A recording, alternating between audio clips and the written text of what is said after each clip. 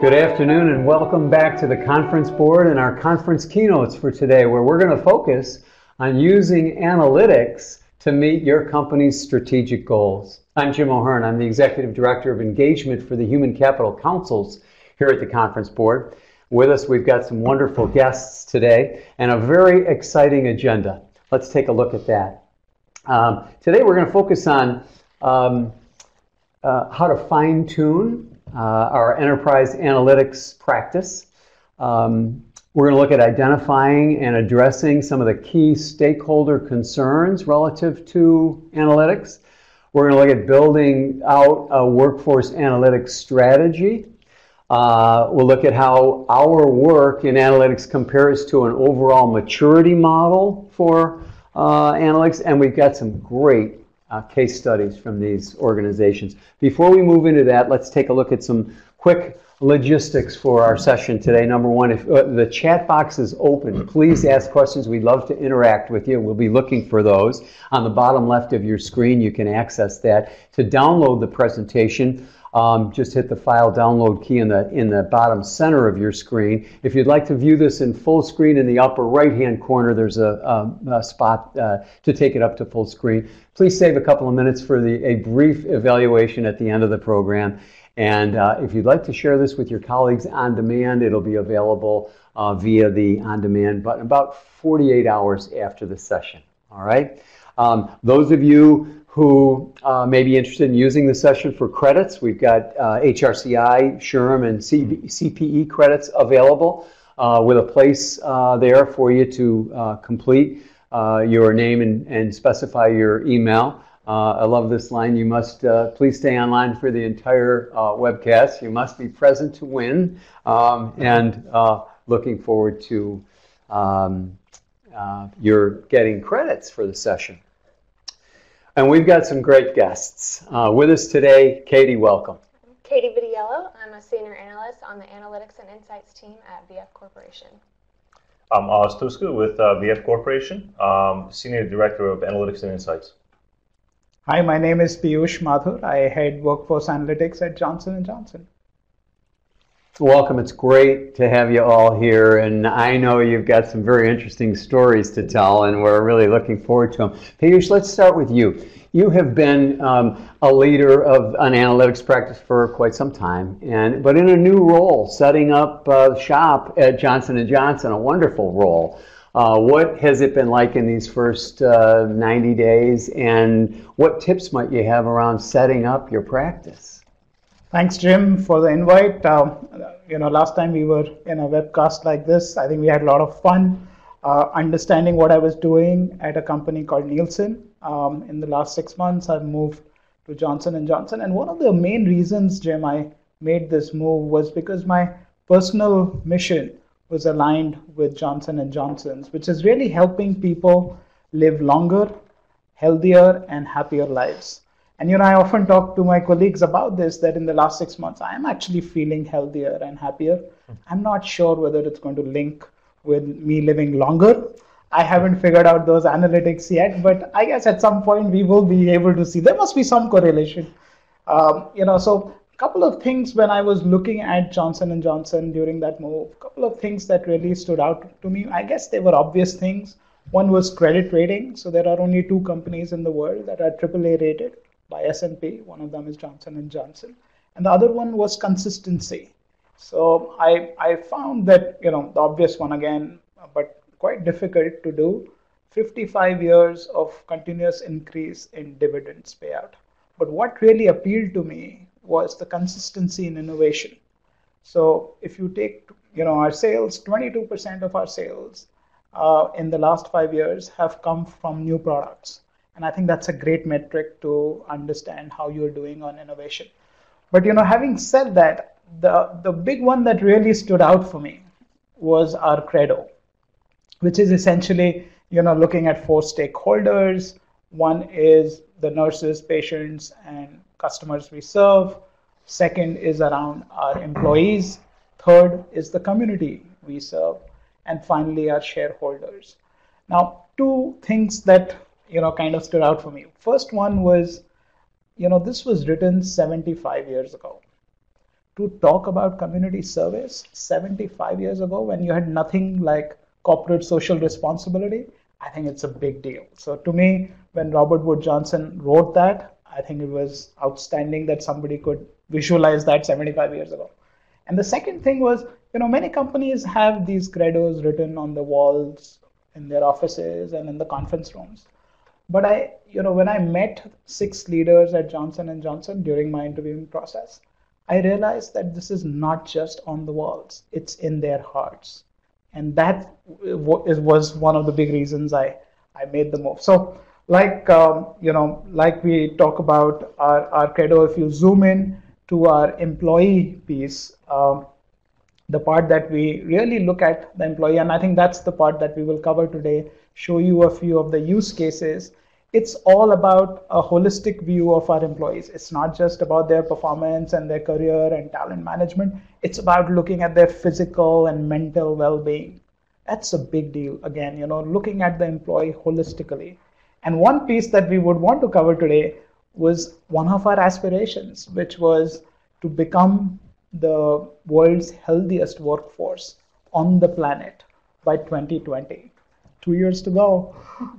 And when I looked at that, it was like, how do you measure this, and where are we going, and where do we stand today? And we'll talk a bit about that on how workforce analytics actually enables this to meet this aspiration. And this is not a recent aspiration, Jim. This comes from our CEO at that time, which was 40 years ago, Jim Burke, who talked about the fact that if we are the biggest healthcare company in the world, we want to be the healthiest healthcare company in the world. And I think that aspiration has just evolved over the years, and now it's about really making it happen by 2020. So we can't wait to hear about how you're using analytics to meet those kinds. We talk about big objectives, and be very interesting to hear about how you're using analytics. Perfect, Jim. And we'll have a use case around that, on how we measure it, what impact it has on the organization, and not just that. What is the ROI of making all this investment in health? What comes back to the company? So I think that will be very interesting. The other question that you asked me was, like, as I moved in to Johnson & Johnson 6 months ago, my first 90 days, I started working with a lot of business leaders. I reached out not just to the HR folks, but also to the business leaders. So about 60 of them in my first 90 days. And I kept asking, what is it that workforce analytics can do for you? How can I make you successful? How can I make an impact on the business? And as you can see, 3 themes emerged, which I started working on. The first one was, yep, there is workforce analytics that I hear, but you're not embedded in my business, was the first theme. Second one was, yeah, you give me data, but you don't give me insights I can action. How many times have you heard that? And the third one was a recent launch of a tool. We call it Workforce DNA. It's a tool that works in Click, which brings in data from all HR systems together, both aggregated and at individual level. So, I heard a lot of positive comments about that this is truly transformational. But then somebody reminded me, don't let the tool go to the graveyard. So with those 3 themes, we started working and started saying, okay, so how do we structure ourselves and what do we do? So what I did was, I have about 20 people in the team. It's a fairly evolved team, 2 directors. What we did was we got together as a team and we started looking at what is our vision and mission of this team. So jointly, we thought about this. Vision is very simple. I actually took it from the book called Power of People, Jonathan Farrar. Very easy, simple, impactful vision. Rolls off the tongue pretty well. Better business through better people decisions. So it's about business and it's about people decisions. But then the mission was more about, how do we go about doing this? How do we enable this? And that doesn't roll off the tongue too well. It's pretty long because all the 20 people wanted to make some contribution to that mission. And this is where we landed. There are 3 keywords, I would say: evidence-based, outcomes, and partnerships. So, workforce analytics, of course, evidence is all what we are about. We want to drive outcomes, not just actions, but we want to see outcomes. And then finally, everything is about partnerships with our stakeholders. That's how this will get enabled. And then that led me to structuring the team a little differently from the way it was structured earlier. We've got into 3 different units. One is called advisory services, which is really embedding ourselves in the business. So the people on the advisory services, they don't do analytics. They actually sit in the leadership teams of our various sectors and regions and really understand what's going on in their lives and what are their key priorities at that point in time. The second one is modeling and insights. This is all our IO psychologist folks, people with data science experiences, a big team there doing that. And the third one was really increasing the analytics quotient of about 1,000 people in HR. How do we increase that? How do we enable the organization to become more analytical? Down to the point of tool could go to the graveyard. So that's how we structured the 3 teams, and it's pretty much in line with the themes we heard. One additional point I would make and then hand it to you, Jim. What I did was, over those 90 days, I was meeting each of my team members and asking them, what are they passionate about? Where does that passion lie? Is it about solving business issues? Is it about doing this analytical and cutting edge work? Or is it about going out and training our HR folks to become more analytical? And based on their passion, they landed in one of these teams. So what I would summarize in terms of the structure, I would say that passion of the people about the stuff they want to do in their lives, that passion will unlock the workforce analytics at J&J. Unbelievable. Wow. Incredible guiding frameworks from Johnson & Johnson, and how to define due north and what we're working toward, and then building these types of partnerships around what your stakeholders are really passionate about and the results they're trying to drive. And you're going to tell us more about how you then support that with analytics. Fascinating. Oz, tell us about VF. You guys too have been in the practice for really quite some time. Say more about how you're organized, how have you set up your practice, and I think you're going to tell us too about a maturity model that's guiding some of your work. Yeah, absolutely. So at VF, we started this journey when I joined the company in 2015, fall of 2015. And it seems that in today's environment, people are understanding the value of analytics and data-driven decision making and sort of the value that insights provide, right? Things that folks have not seen before. So there's demand, right? Currently, we're dealing with that demand, which is a good thing, right? But today, I'll go through who VF is. I'm sure some of the audience members may not know our company's background.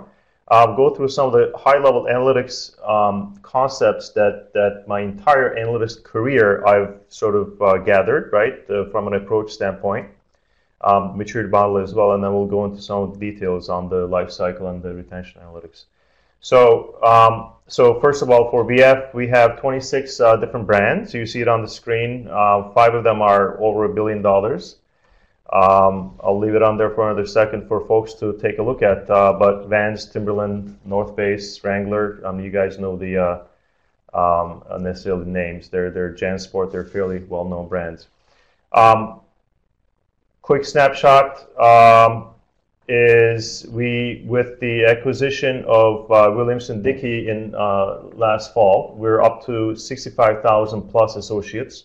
It is seasonal. We have a lot of retail presence through Vans stores and TNF in the US especially.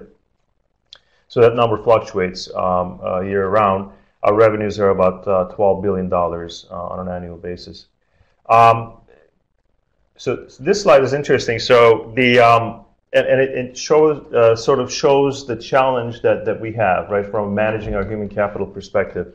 On the right-hand side, 5,500 plus retail stores, which means that we have associates working in those stores. So those associates actually make up about a third of our workforce total. And then on the left-hand side top is the 30 owned manufacturing facilities. That number obviously does not include the distribution centers. So we have DC workers, right, and manufacturing folks that work. So there's that group of people, which actually make up about half of our population, roughly, I think. And then the rest is, corporate, right, brand management and things like that. So from a human capital standpoint, we need to be able to isolate those populations and treat them and understand them differently. We can't have a uniform approach against all. But nice facts on this slide is we're the #1 producer of denim and backpacks in the world. Holy cow. I had right. no idea. Yeah. That's amazing. And we're in 21 different countries around the world with our offices. All right, so now let's get into the real stuff, right? So what is analytics? Analytics, in my definition, is the discovery and communication of meaningful patterns in data. It's very simple. I think in one sentence you can say that, and the question is, how do you do it? And what do you do with it? In my experience, one of the key things that needs to happen in any analytics application in any company, regardless of industry or whatever sector you're working on or in, is to be able to channel this knowledge or the pattern, right, that's in the data and make it usable, elevate the decisions that are being made. Meaning inform the decisions, augment the decisions, right? So our approach, and my personal approach to analytics as well, is to augment and not replace the human decisioning. Obviously there's the AI terminology that's out there today. In our company, what I would like to use is I replaced the A of artificial with augment. So we actually use augmented intelligence. I'm a big proponent of that because the concept here is to be able to lift the ability to get to the right answer, right? That's the goal of everything that we're doing. All right, so from a maturity model perspective, so this slide is courtesy of McKinsey Consulting, but it sort of displays, where the journey, the analytics journey that every analytics department group goes through and lives in, right? So from our standpoint, when I joined, we were in the light blue, and we were, data management and operational reporting. We're at a stage now as Katie will walk you guys through, on the predictive analytics. So we're really, going towards the right upper hand side. But from a journey standpoint, from our folks who manage the HRIS system, right? We're in Workday. We're a Workday shop. So those guys sit, for example, on the light blue side, right? Anything that's in the green dotted line is our responsibility.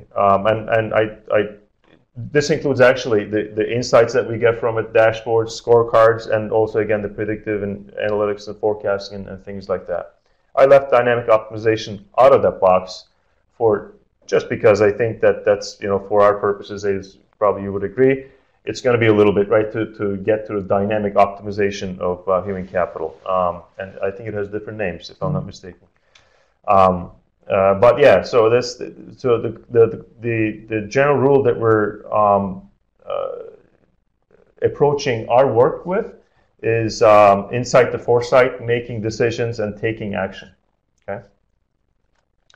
So I've joined VF. My prior experiences in financial services, I've done digital, I've done supply chain analytics. I've been around necessarily from different industry sectors. And what we have always done is to lay out a strategic vision for our analytics function, understanding how this information will be used. Well, for the human capital analytics, it would be called the human employee life cycle, right? From attracting, from a candidate perspective, all the way to the separation piece, voluntary or involuntary. And everything in between is a process, as we well know, that somebody owns in the company, from a talent acquisition perspective, onboarding, talent development, engaging, rewarding, total rewards, all the benefits and comp, and also retention piece as well. So what we did is to roadmap this and identify strategic analytic solutions to each of these little chevrons, as you see on the screen. And some of these we have started work on, as like number 13 or 14, for example, retention analytics. We'll walk you guys through it today. But the others are still in a strategic form, but the seeds are planted necessarily. So this slide is one of the crazier slides, and it necessarily works well if you have slide build, because it's kind of hard to explain when you look at it. It's very confusing, but the simple way of looking at it is actually you get the data from source systems. You have the data in your hand in the red box or red circle. You transform it. You start playing with it. Okay, and then you take the data and you map it while you're visually exploring the data, right? You're mining it. And during that, you have to talk to the users and experts that own the data, that may know the data most definitely better than us in this case, for example, because our group is not responsible for holding any or knowing necessarily, right? We're not the experts. We don't claim to be. So you go through that visual exploration stage, visual modeling stage, and then simultaneously, underneath it, the automated data analysis, that lighter red, you get into the modeling. There's interaction between top and bottom, and you start to model it. And then with both of these, with exploration and actual statistical mining, you gain knowledge. When you gain that knowledge, you feed back the source system to correct things if need be. You inform the business processes, right? And necessarily it becomes a big loop that over time, brings insight and information to decision makers, also improving and cleaning up to a degree, we can call it that, the source systems as well. That's a great description, and that really brings that slide to life, Oz. Excellent setup so far. I'm not sure how far we're in, but we went through some frameworks, and then Oz reminding us of augmenting our decision-making process with data. Well, we see a maturity model, the building of a strategic vision used across the employee life cycle with specific processes and specific modeling. So digging in a little further, Peyush, back to you. You talked about having the healthiest workforce on the planet by whenever, 2020, and how are you going to do that? How are you going to use measurement and analytics to help you get there? That's a great setup, Jim. Yep. Let's talk about that. How did we plan this, and where we will get and how we will measure this? So these goals, I see it on the slide. There are three aspects that we called out, and this was back in 2015, so before my time. And these goals, you can see there where we were and where we want to be by 2020. And the good part of this, Jim, is that because this is tied to the mission, because this is tied to the credo, it is so important that these goals are reported to the board on a quarterly basis. And these are the metrics I run from Workforce Analytics, which finally decide how the company is doing on these goals. And guess what? This is also linked to the bonuses of our executive team.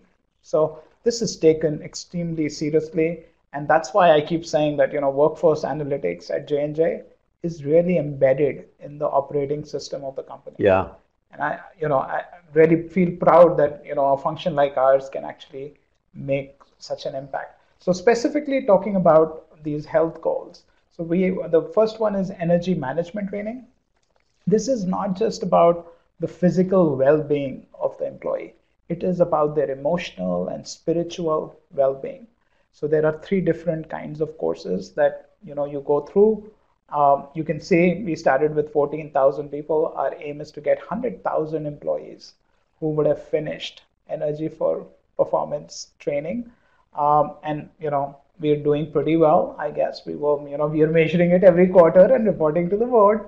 So it is actually working pretty well. The second one is around health tools. So we have several apps. Healthy and Me is one of them.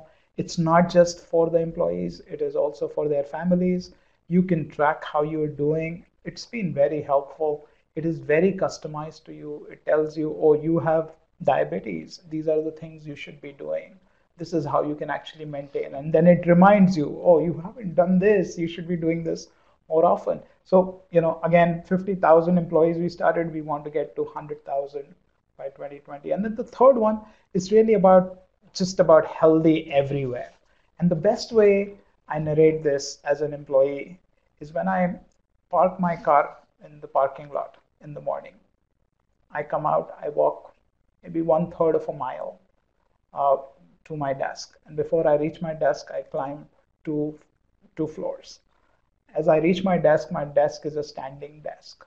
So I can, of course, take it down when I get tired, but I'm mostly standing and working. Very healthy.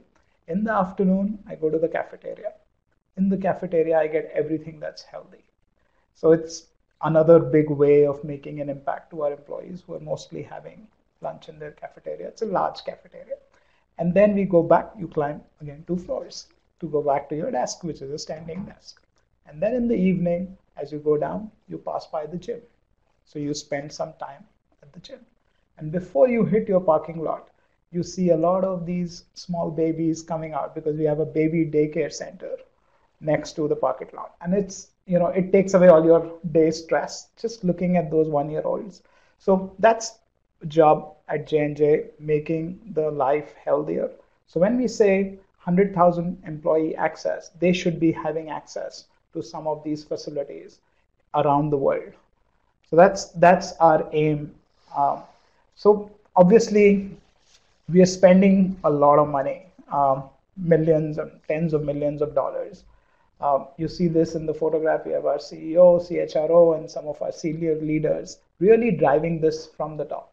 So the question was, okay, we spend so much money, what really comes back to J&J? And specifically looking at certain parameters like performance, like promotion, retention, some of the usual metrics in workforce analytics. So we did this analysis. We took about 10,000 employees. We had a matched panel, 5,000 that went through energy for performance training, 5,000 that had not gone through energy for performance training. And some of the findings were, we found 18% higher likelihood that you would have a top rating if you went through the course. 25% higher likelihood of getting promoted next year. A 2% decrease in our attrition rate if you've gone through that training program. And overall, this was some time back when we did this analysis, overall, for every dollar spent, we were getting $2.71 back. So yes, we are doing all this. We want to be the healthiest workforce, but guess what? It's actually working very well for us, even in financial terms. Okay, one other use case I will share and then hand it back to you. This is more broadly, so this is not really in the health area. This is about coaching and caring.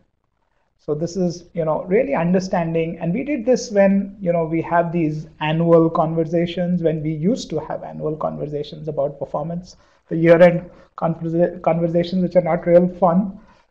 So we wanted to analyze what in those conversations actually makes it meaningful for employees. What aspect of those conversations actually make it meaningful?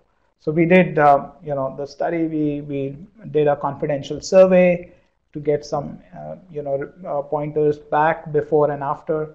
And what really came back, and I love this slide because workforce analytics can be presented in one slide. We don't need to go beyond this slide. It has everything we did on this project. And it was a pretty large project, right? So just to tell you some of the findings. So some of the caring behaviors, and this is really around my manager shows trust in me and cares about me, has my back, essentially, that kind of behavior. And then coaching behaviors around, giving me in the moment candid feedback were the two things that we were hearing meant that they were having meaningful conversations. And when we linked those behaviors with performance, we found that if the managers incorporated this caring and coaching behaviors, it would improve the performance of their teams by 15%. So pretty useful exercise telling us exactly what impact it will make. Now, always my question, so we did all this, where is the impact and how did we use it? So we now, in our year-end conversations, now it is not just one conversation. A few years ago, we started going to 5 conversations. So essentially, a manager has to have minimum 5 conversations in a year. And all of them, guess what? Go into Workday. So we are able to track how many people are actually doing those conversations, the quality of those conversations. And as you go into Workday, it highlights coaching and caring. It gives you a reminder that when you're having these conversations, you should be talking about this. It has links to several aspects of in the moment candid feedback and how meaningful you want this conversation to be for your employees. So I think this study really highlights to us the fact that we want to care for our employees and some of the real aspects of those conversations. It's a great example. It's a great case. And on the softer side of the business, using metrics around conversations and how meaningful the conversation is and linked to the mission and driving performance data that is going to the board quarterly. It's a great story. It's fascinating. And I will look forward to spending more time with that slide. It is amazing how much you've got on one side. And the other side's amazing. I didn't realize those were your execs. They look like athletes. Everybody looks like they all look fit. Pretty healthy. Oh my gosh. Katie, Oz was talking earlier about VF and your approach to retention modeling. You're going to tell us more about that. Yeah, definitely. So looking at what Oz showed us, the employee life cycle, we really wanted to hone in on what makes someone voluntarily leave VF.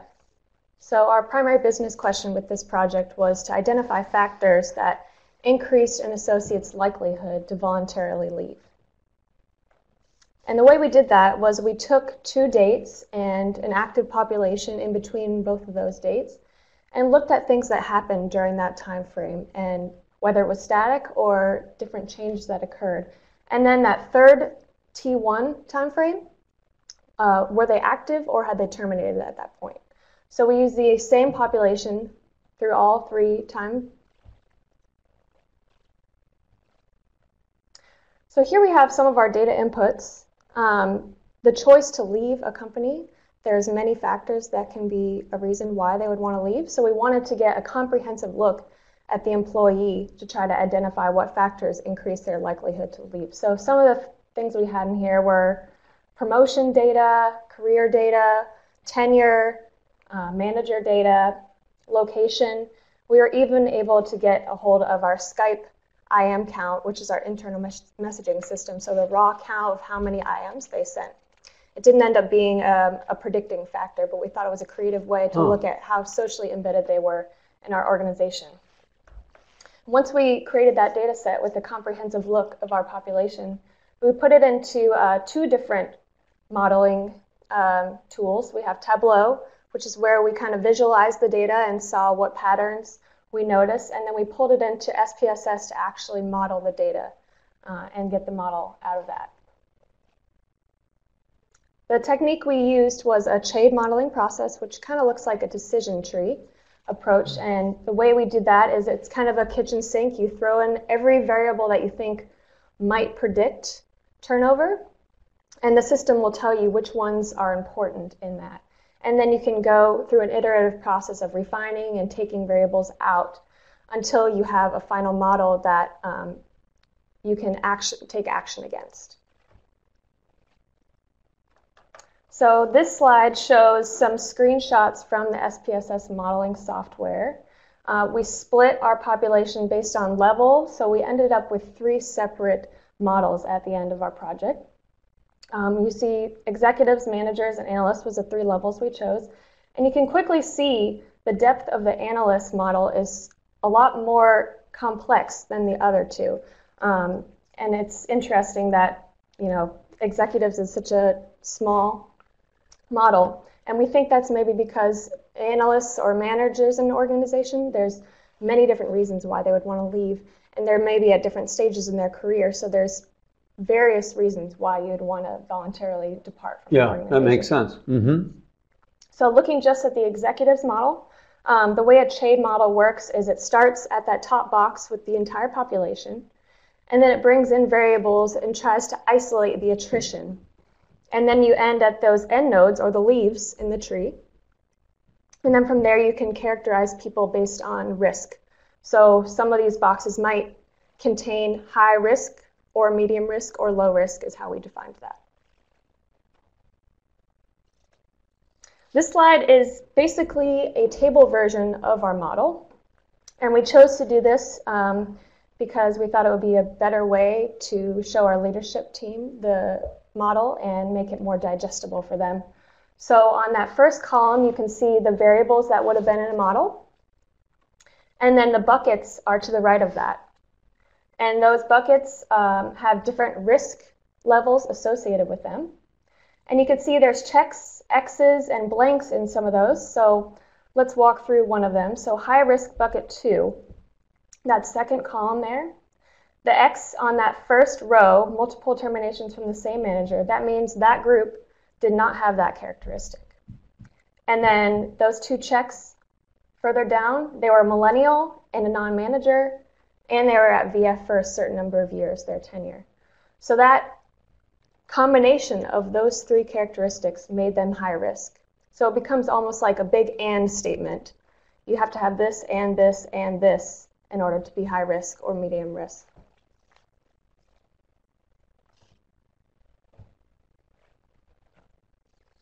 And then we actually wanted to evaluate how well our model was able to predict voluntary attrition. And we were able to predict about 80% from each of the 3 models, which is really good. Obviously, 100 would be perfect, but you can't predict everyone and why they would leave an organization. So 80% we were able to predict for all 3 of those levels. And I think so. Let me take over on this one for the next couple of slides on the cost of turnover. So one of the key things is to understand the impact that we're making to the business, right? From a bottom line perspective, like you mentioned, the ROI, right, Piyush? So in this case, we need to understand the cost of turnover. So we got a fairly extensive team together to research externally and internally our costs and obviously what was out there in the marketplace as well, and if anybody has done this. So what we found is that from an external perspective, as it says in the blue box, 50 to 75% of the employee's salary is counted as cost or for on average. But that number goes up to 100 to 400% if the role is highly technical, as we may imagine, right, or executive roles. So the marketplace or the external data that we had was fairly broad, and we couldn't really, you can't really take those numbers and say, I'm going to use, 60%, right? You can't really justify it. So what we did is we took that as sort of guiding light. And then we went inside and talked to our mobility team, our whole bunch of different groups within our organization, and we were able to identify the hard costs, such as the vacancy, right, and then the recruiting piece, the searching. The second bullet on the hard costs is obviously makes up a big chunk of the cost, right, because the recruiting piece, the increased compensation, and in some cases relocation expenses, which is sometimes fairly large. So what we came up with, and then the soft costs are sort of listed there, but obviously they're soft and we can't really get to them, right? So what we did after this study is that, as you see in the big blue box, for our general managers, this could be our brand presidents or general managers for regions, we settled down at the cost of turnover of 200%. For our executives ranks, it's at 150%, and manager analysts at 50%. So now what we were able to do is that and this is only hard cost, it does not include soft. So it's actually higher than this number, right, from an actual real impact perspective. But what we could identify were these.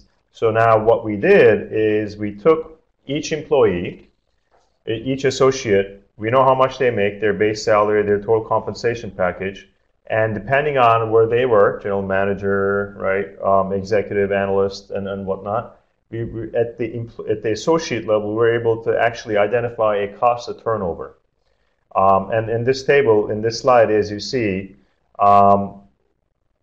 this slide is actually a bottom-up, necessarily data summary, where we have the entire population ranked from a risk perspective. We have the cost of turnover associated with each associate, and then we roll that up to the risk categories as you see over there.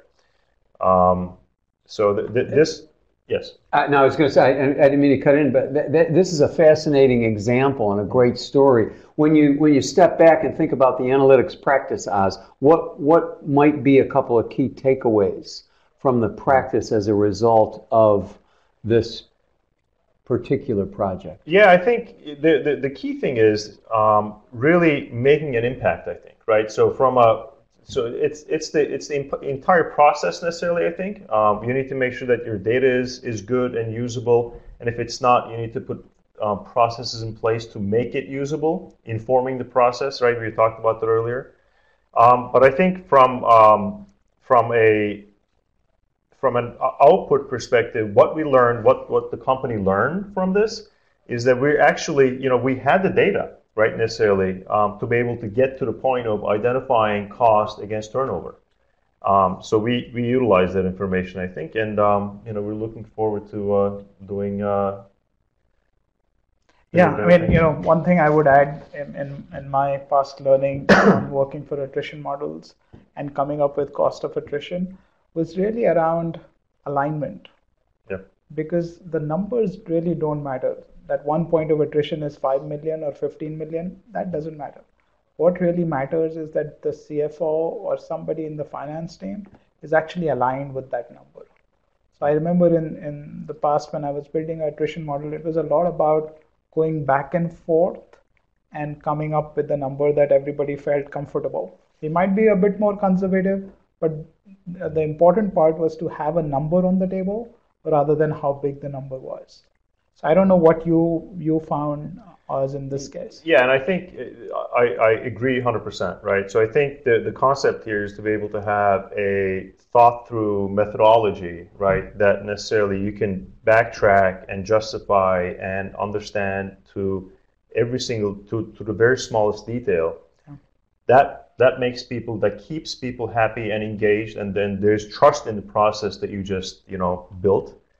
And to your point, at the end, there's a number, right? And whatever, it's 5 million, 10 million, 15, it sort of doesn't matter. The concept is everybody becomes engaged in the process of intention. Yeah. Right? And, it builds from that. It sort of creates, repeated myself, but trust and excitement around it too, because in most cases, as you know, Piyush, right, we have not seen these things before in corporations. Yeah.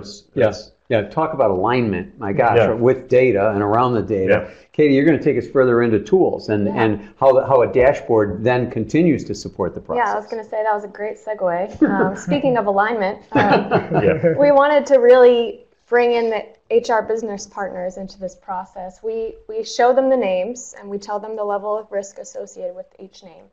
And then we give them this one-pager that really acts as a tool and gives them a hard cost number and kind of some ideas of how to approach and consider this risk.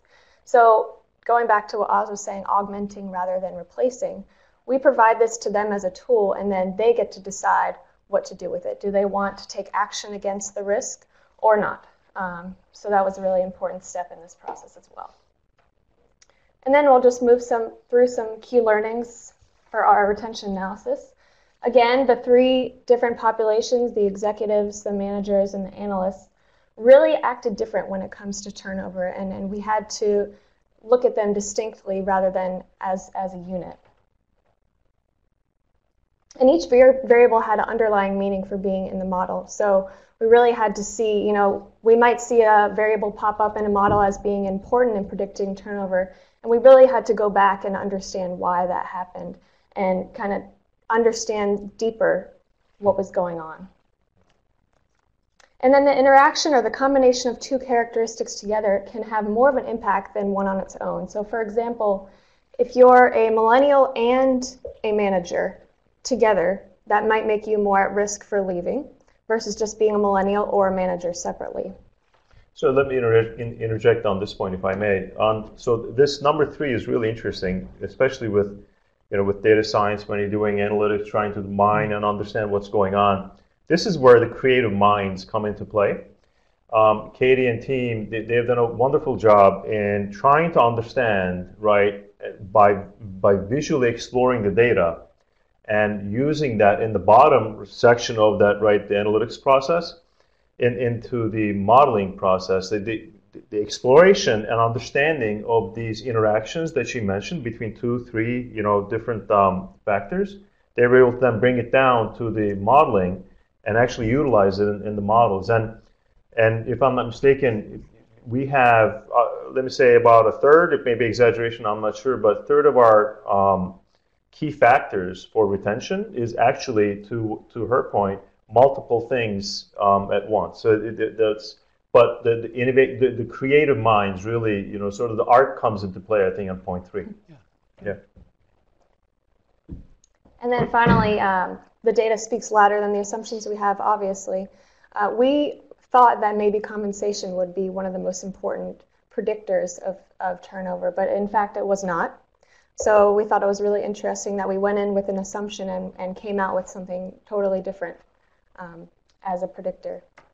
So again, going back to you guys as leaders of the practice, when you're talking to your colleagues in the analytics community about a few ahas from these practices, how might they react, and what might be a couple of key takeaways for them from maybe initially from the VF project, and then Peyush will come back to J&J as well? Well, I mean, I think I approach things very, very differently, right? So the basic thing, I think, is to be able to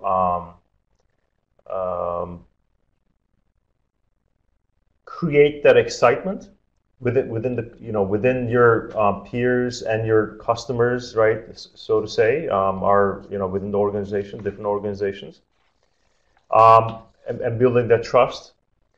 And those, so when those things are in place and you're dealing with data and those things are in place, you really have a ticket in your hand necessarily to be able to push for things that people are not used to seeing, from augmenting their business processes, right, perspective. So I think that the team did a good job to be able to push that agenda up front with consistency and discipline, that we're now at a place where we still are not wavering from that discipline of producing 100% accuracy from my team. My team, we do not produce anything 99.9. It's always 100%. It really is. That's just the way we operate, because you have to. Because I think that as we would all know and appreciate, you go into these meetings, and whether it's board meeting, whether it's any other meeting, somebody clings onto a number on a page, and if that number, the detail behind the number is not accurate, the entire thing loses credibility, right? Necessarily, that's fairly standard. And we nip that in the bud, and we continue to do that. I think from a learning, that, and then in terms of the modeling, modeling is easy. Modeling part is actually easy. That's the easy part. Easy for you. Spoken from this group. Easy for her. Yeah, you're right. Actually, yeah, easy for her. That's a great point, though. It's a great, the way in which you build trust, and then you have data, and you continue to build from there. Yeah. I would say a lot of HR folks are already thinking that big data is impacting marketing for now many years. They have been wondering that it will be impacting HR at some point, and they are looking around and reading about it. When they see real examples from our community, I think they start now relating with it, that yes, it's actually making an impact. When I know that I'm spending so much money on health, in my case, in J&J, it tells them that every dollar that they're spending, a lot more is coming back, and I think that becomes like a real example for them. Another area would be D&I, diversity and inclusion, and how that drives innovation. Now we've read a lot of articles, we have seen a lot of stuff, but when you actually prove it with your own company's data, it comes alive. And I think that is where the aha moment comes. Excellent. Yep. So let's flip it over and talk about the future for a minute. Where do you see the field going, and what are a couple of benchmarks that you hope are in place in 2018, 2019 for your colleagues? You want to go first? If you had recommendations. No, go ahead. Yeah. I think most of us have delved deep into descriptive analytics. The time for predictive has started. Some of us, of course, might be behind in the journey. Some of us might be ahead in the journey. But I think it's going to become more and more predictive. It's going to help me prevent that event from happening. Tell me before it happens so I can do something, right? So we actually call it, insights without outcomes is overhead. So we want to drive outcomes, and those outcomes can be driven if you know in advance what might happen in the future. And that, retention's a great use case. I think I learned a few things today from Oz and Katie. There are other areas where you could start looking at predictive analytics. So one of them would be talent acquisition. So, at Johnson & Johnson, we get 1 million resumes. We hire 25,000 people every year. So how do you get from 1 million to 25,000? It's a big challenge, right? So we have started using AI to help us shortlist. We have started doing credo surveys in advance of them getting interviewed. So there are things that you can do, which helps us use the new technology. Talent management, succession planning. Who are the best people? Looking at data that is available in public space to figure out what is really happening with the company. Nobody has great skills data. We would all love that, but now it's out there in public space. You can work with vendors, or you can figure out how to utilize that information. So I think this is where it's going. I think it's really exciting, the fact that big data is now finally impacting HR. Yeah, and I would agree with that, right? And that's one of the reasons I joined VF. As I said earlier, because the HR field now it's absolutely exploding with data, presence of data. So I think from our standpoint, the biggest thing is always data availability, right? Do you have the data to be able to do something, whatever that something may be? So I think the effort of, like we did, the identifying the strategic solutions that you want to go chase in that slide with the chevrons. I think that sort of eases some of the pressure to be able to come up with it from a future perspective, right? So for our 18, 19, I guess 20 roadmap, all we're doing basically is executing against that strategic vision that we put forth. It's technically that simple, but it's obviously not, right? So because we have to go chase data, we have to make sure that the customer is ready to consume our output. That's another big one. And we don't necessarily,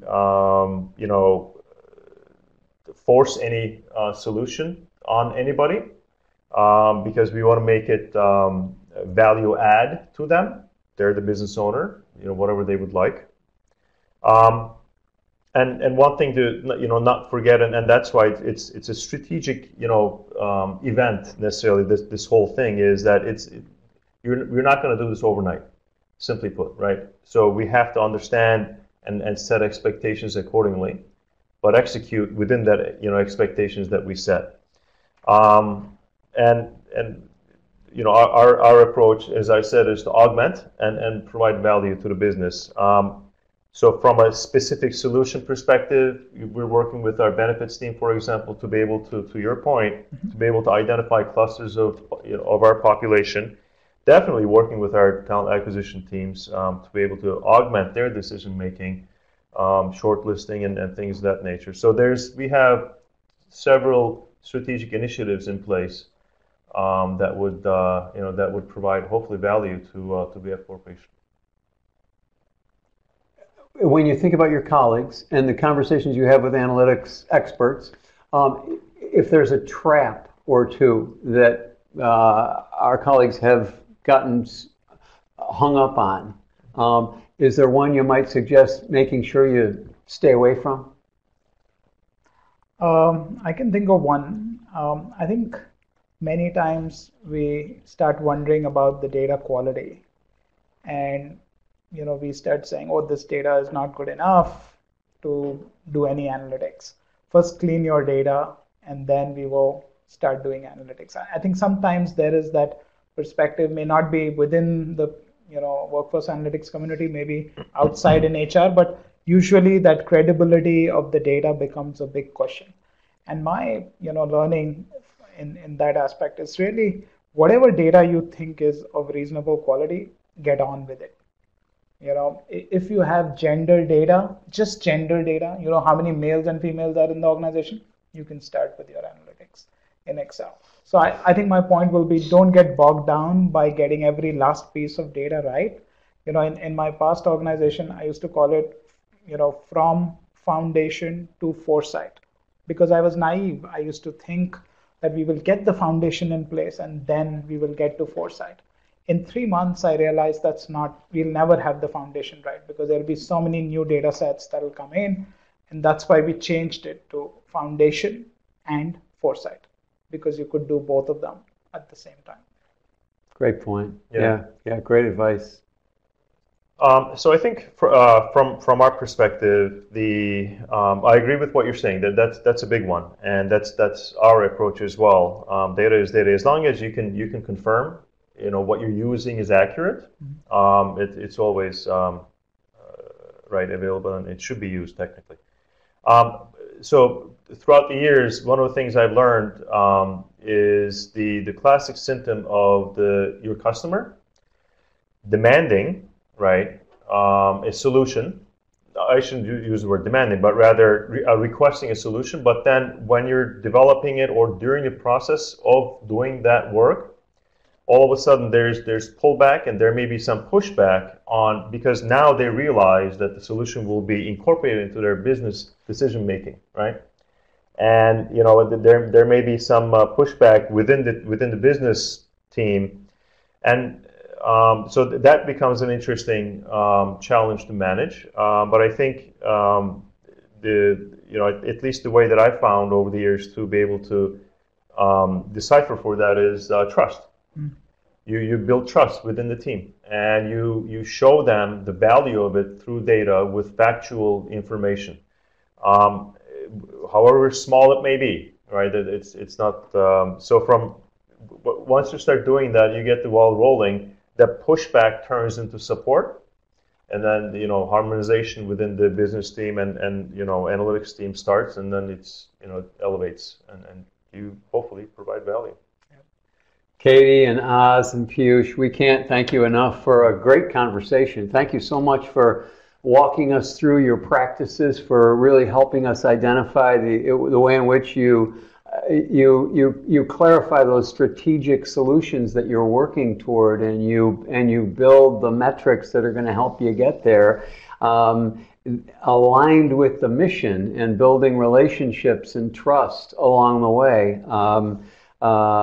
Very rich, and my sense is that we'll be spending some time with this deck, continuing to learn about it. Thank you so much. I just want to point out a few other conference board activities coming up. Our next webcast coming up on recruiting human capital for competitive advantage on August 9th. A good session. Please join us for that.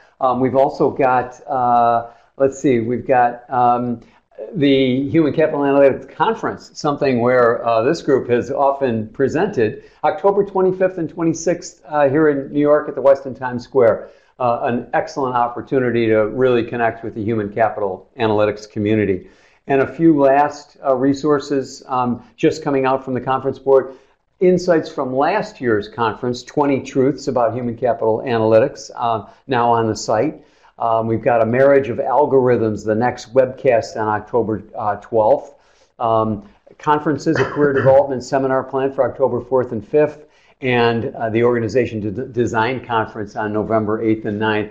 Plenty of activities, lots of resources available here at the conference board, but most importantly, a great conversation today around analytics and its impact on our business. Thanks so much for joining us. Until next time, I'm Jim O'Hearn.